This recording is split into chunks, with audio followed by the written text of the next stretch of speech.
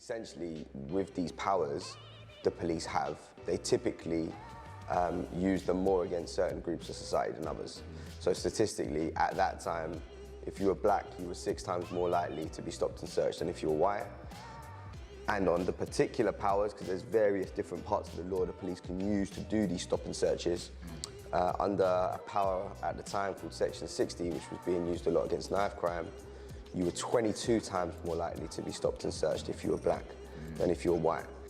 If you look over history, social change, whether that be the civil rights movement, whether that be protests against Vietnam, whether that be anti-war protests, typically are driven by young people who feel passionate about the future, what's going on. They're not yet apathetic, they're not yet tied down by a job. So he believed that young people were really important in driving social change, and that was some of the projects that we were funding.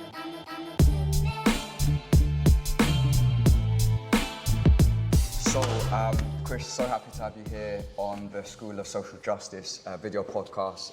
It's amazing to have you here. We've been friends and mates for like years. We knew each other from way long ago, a whole bunch of different things, from the charity work to then boxing and to now here having a chat about the next stage of your life. So welcome to the video podcast.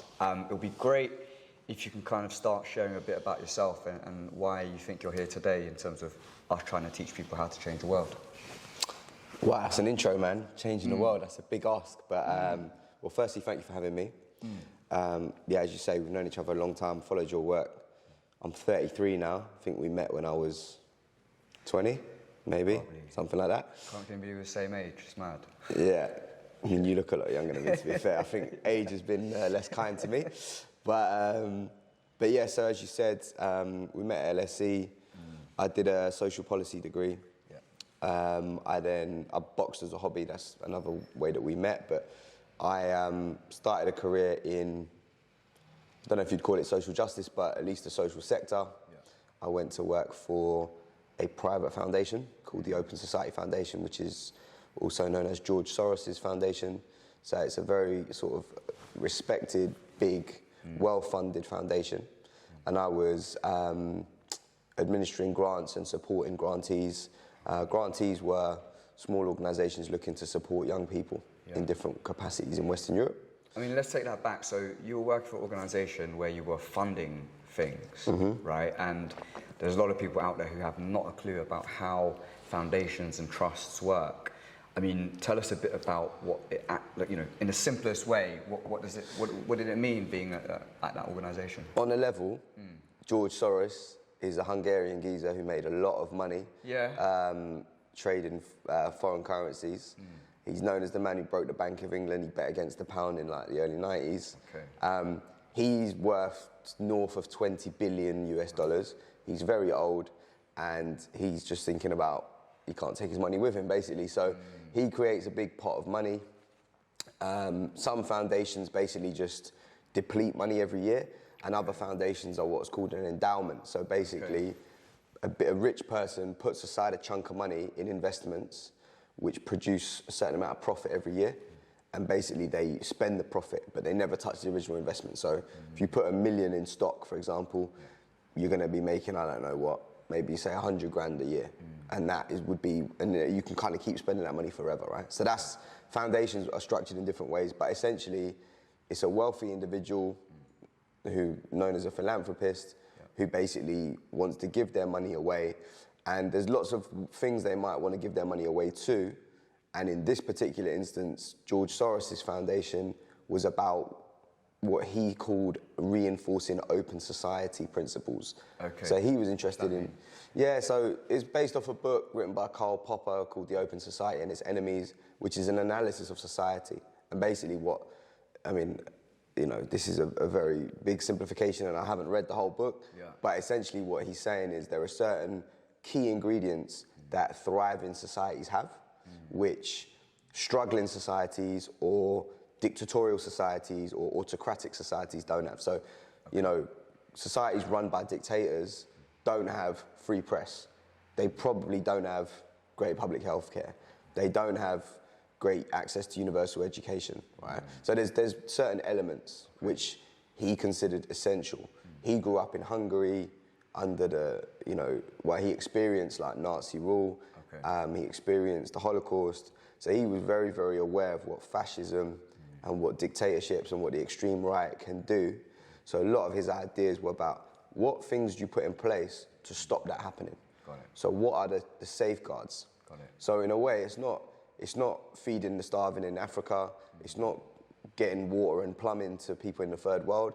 I mean, some of the programs he sponsored did that, but a lot of them were about how do you keep democratic societies democratic, and what are the ingredients?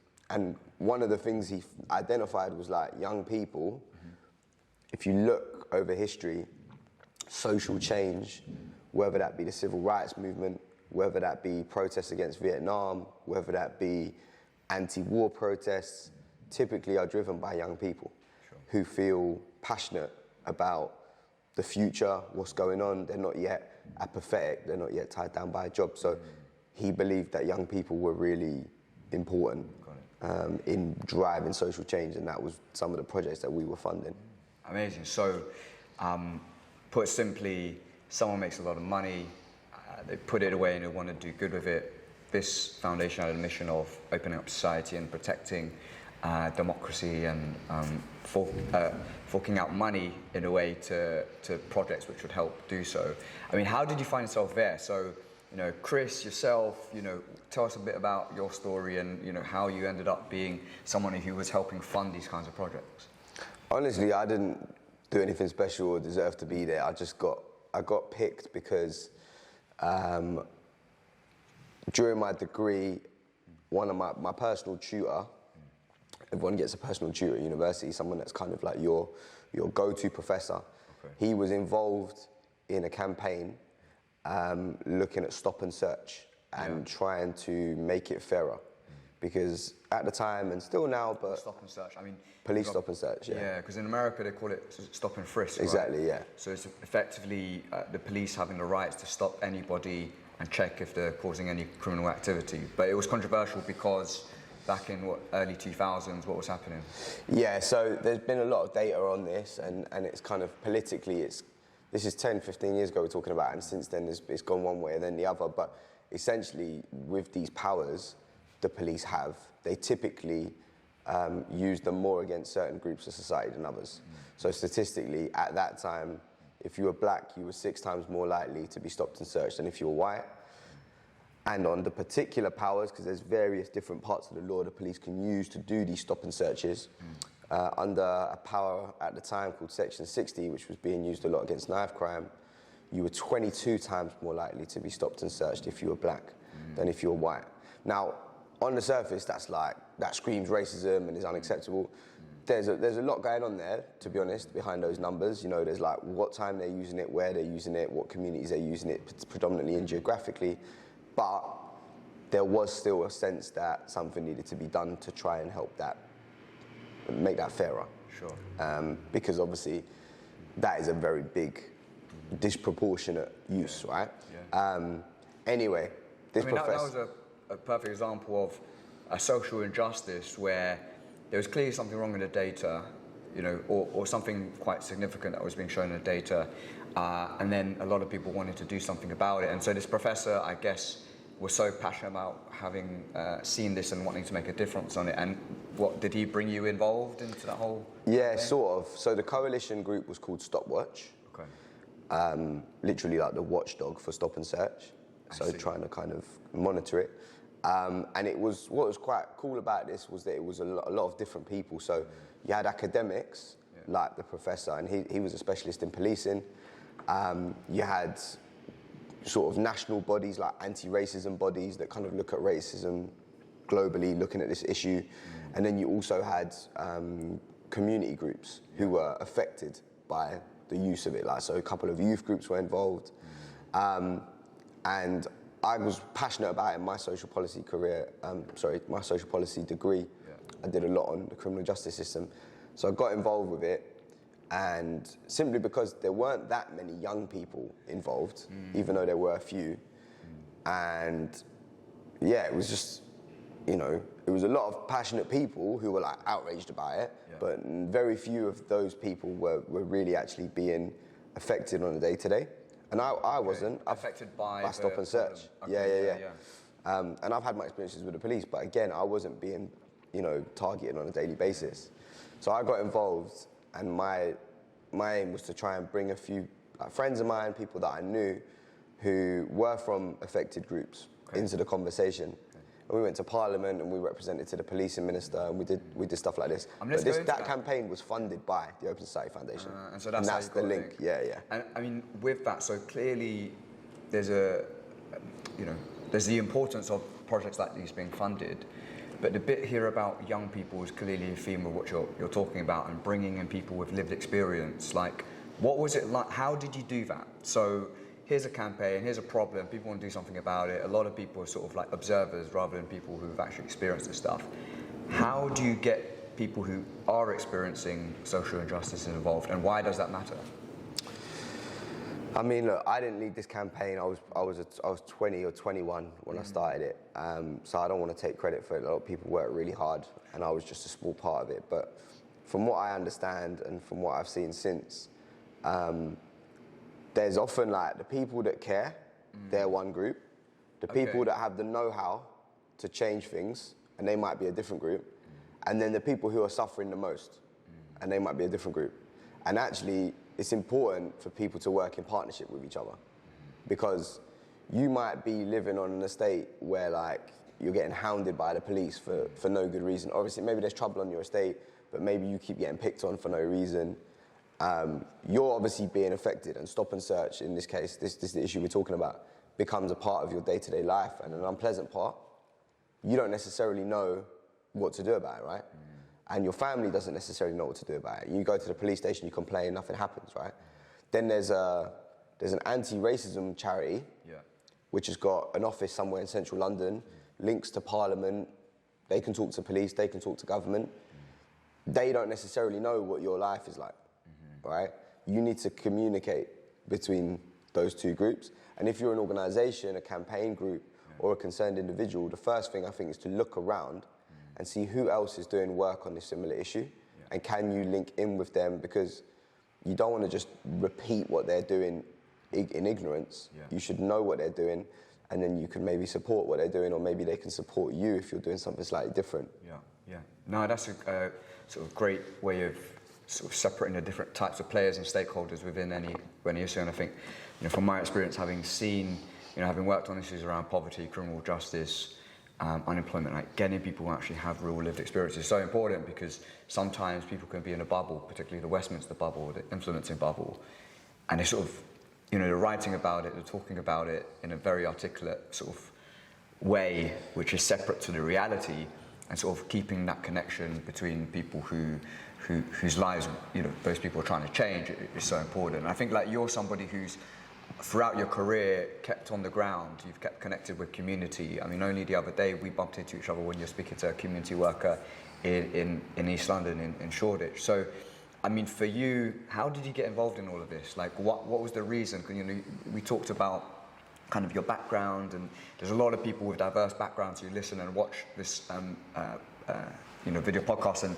also a few people who have kind of been guests, like having different life experiences. I mean, for people who are trying to figure out, okay, here's who I am, can I actually get involved? Like, it would be great to hear about your life story as well. Yeah, for sure. So, a lot of, like I said, like being in the right place at the right time is why sometimes I got involved in certain things, but ultimately I was in the right place at the London School of Economics studying social policy because I wanted to be there. And the reason I wanted to be there is because from quite a young age, like say 13, 14, I kind of realized that there was like, you know, there's many more, but at that time, two sides to society is what I thought. There's the haves and the haves not. Like I became aware of that. And like what happened? Well, what did you see? Basically I went to private school, which kind of wasn't supposed to happen really. So like, it's a funny story, like very quick life story. So my parents separated when I was 2. And I developed like some quite bad behavioural problems as a result of that, to the point where I was actually expelled permanently at 4 years old from primary education. So 4 years old can get Yeah.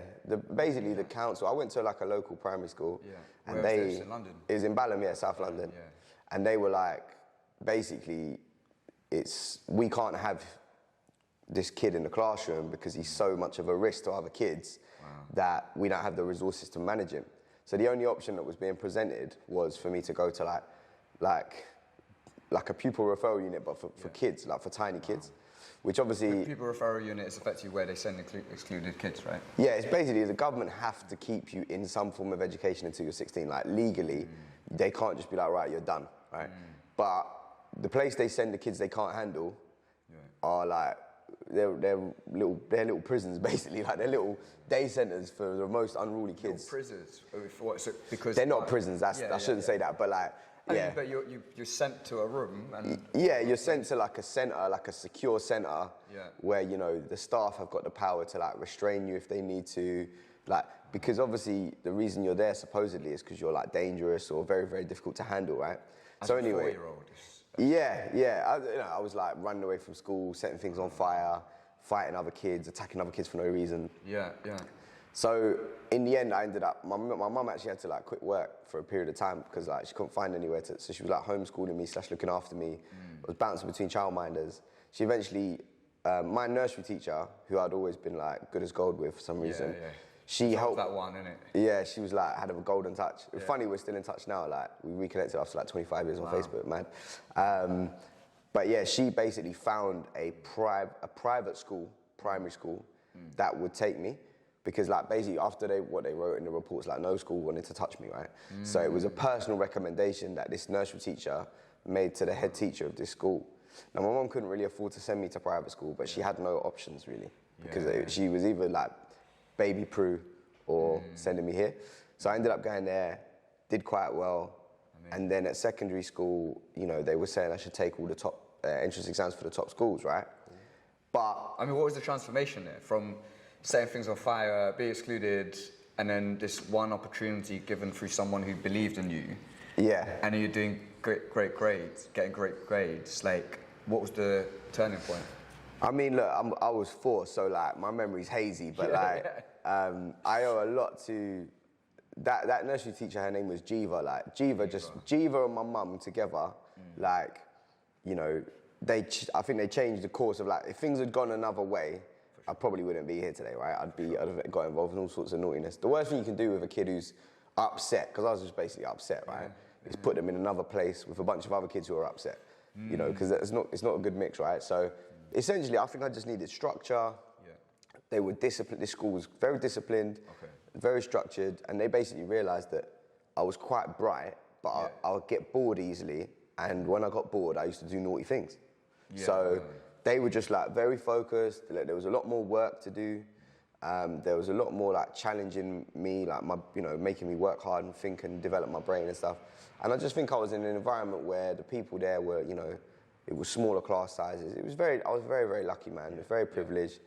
And they just realised that actually I wasn't that bad. I was a bit cheeky, which I probably still am, but I just needed a bit of guidance. So anyway, like long story short, I ended up taking all these entrance exams. And my mum was like, he's not going to private school, can't afford private school yet. My dad was pushing for me to take entrance exams to private schools. And anyway, I got into Graveney, which is like a state school in Tooting. Okay. And my mum moved to be like 10 minutes away from the school. And I did like my induction and everything. I was going to go there. And then at the 11th hour, my dad's come to me and goes, there's this amazing school in Dulwich called Dulwich College, which... Oh, you went to Dulwich? Yeah. Okay. It's like, it looks like Hogwarts, do you get me? It's like one of these incredible schools, And my dad we didn't know this, but my dad had been secretly negotiating with the school to see if he could get extra financial support to send me there, right? Because I'd got a scholarship on my entrance exam, but it was only 25% and it was still too much money. But my dad managed to like wangle some extra discount from them. I don't know how he did it, right? Yeah, proper negotiator, yeah. And then at the last minute, when I was all set to go to Graveney, he come to me, he's like, do you want to go to that school? Because I can send you there if you want. Wow. And obviously I was like gassed. Yeah. What 11-year-old doesn't want to go to a school that looks like Hogwarts, right? So he was clever because he spoke to me first and he was like, do you want to go here? And I was like, yeah. He's like, cool, let's tell your mum, innit? So he ambushed her basically. So like him and me were like, so Christopher really wants to go to this amazing school, and she was like, how you doing me like this? Like I've moved house to be near the thing. So she was like, listen, you pay for it. I don't want to hear nothing about it, right? So I went to that school. Wow. Now, long story coming to conclusion, when I went to this school, I realized that I didn't really belong there in terms of my social background. Not that I had. So you arrive there, you get to school, you get to Hogwarts, you're proper excited. Your dad's just got you in. I mean, what was there like? What was the moment? Was there a moment where you're like, oh, like you don't belong? Yeah. So I can remember it quite distinctly. So you know, when you're 11, you haven't really got much to say about the world, right? Yeah. You're basically, like just taking it all in. Exactly. And when you have friends or whatever, the main things that link you are the things that you like. Your interests, like Pokemon or football or whatever, and the stuff that you have. So when you go to an 11-year-old classroom, the hierarchy, the friendship groups, and the status in that kind of vibe has got a lot to do with like stuff. And I remember when I went there, these kids had like, when it was hockey season, they had like the brand new hockey stick with like all the kit, the new boots and the bag and what. And then suddenly, like a couple of months later, it was cricket season. They had like cricket whites and pads and gloves and bat. And this stuff costs loads of money, right? Sure. And then they had like, you know, obviously phones came in quite soon. Okay. And, you know, they suddenly all had phones before I had a phone. And they had like, and then they wore nice clothes. And when it was like, you know, mufti day where you wear your own clothes. Okay. Like, you know, like you pay 50, like when you go to a school that's got uniform, sometimes they do this fundraiser thing where everyone pays 50p and they get to wear their own clothes. Okay. Right? They typically do it on like the last day of term or something like that. Yeah. And on them days, like tax breaks for the rich. I don't know, bro. I don't know where the mufti thing come from actually. Now that I think about it, but they used to come in. It was wearing all designer gear and all labels and stuff. Yeah. And I was just like, rah, like this is weird. And they all lived in that area, or a lot of them did. And they'd go to like nice places. And as I got older, by the time I was like 16, 17, these lot were going clubs. They were going like Mahiki, Kings Road, getting to all these places. And I was just like, A, I'm not really doing the clubbing thing at that age. And B, I couldn't afford to go to these places even if I wanted to. Sure. So over time, so that's kind of a little anecdote in terms of stuff. Yeah. But then you start to see it in other ways where, you know, work experience, you realize that such and such's dad is a barrister here and such's dad is an investment banker here, and he gets his kid an internship here and that. Yeah.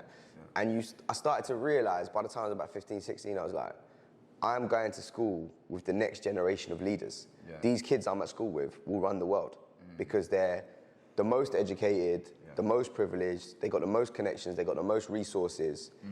And all the time we were being told like we were the best, we were the cream of the crop, we were like the top 1% or whatever we were, you know, being indoctrinated to believe. So you end up, you know, coming out with this kind of confidence.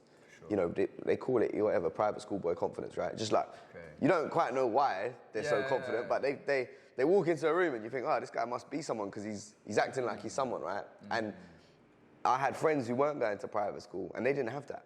Okay. And I suddenly realized like, so the vast majority of the population goes to state schools. Yeah. They're not taught about how to write CVs, interview techniques, how to do networking. They're not taught about what knife and fork to use when there's 4 knives and forks on the table. Oh, you were taught that as well? Bro, like, you just end up at these posh events. Yeah, like, you know, bow tie, this and that. I mean, I didn't do half the stuff, but I was around it, do you know what I mean? Yeah. And you just start to realize these kids aren't necessarily, like, that much brighter than anyone else. They're not necessarily that much harder working. But because of the start they've had in life, they have so many advantages. And I'm talking about myself here as well, right? I didn't necessarily have the wealthy parents, but the education I received taught me so much about the world. And a lot of people just run with that and then go off and, you know, crush their careers and make loads of money. But a little part of me couldn't help but feel like that wasn't fair. And I should be doing something with all this inside knowledge that I had. I should be doing something to help the communities who didn't have that inside knowledge. And so when I went and studied social policy at the LSE, it opened my eyes to what I had always suspected, which is that most people don't get these opportunities, and there are so many social problems and issues that different communities face in the UK that I was never going to face, and that no one I went to school with was going to face. You know, the criminal justice system, healthcare inequalities, educational inequalities. And so that's kind of what sparked my interest. Thank you so much to all of you who have become monthly supporters of the School of Social Justice. Your monthly contributions make a huge difference and allow us to deliver content which is educational and teaches people how to make a difference. If you want to become a patron as well, it's really simple. All you got to do is go to the schoolofsocialjustice.com website, then click supporters, and choose how much you want to contribute, whether it be £20 a month, a £5 a month, or a £10 a month. Let's go with a £10 a month. It's really simple. Put in your details, put in your card number, click pay now, and you become a supporter. Whilst £5 a month is not much individually, it makes a huge difference collectively. And if we get 2,000 patrons, we can independently deliver content to you every single week to help ensure that we fulfill this mission of training the next generation of Martin Luther Kings. Thank you so much to all of you who have become patrons so far. You've made a huge difference and allowed us to continue with our work. And if you do become a patron, thank you so much. Your support means a lot. Take care. Bye.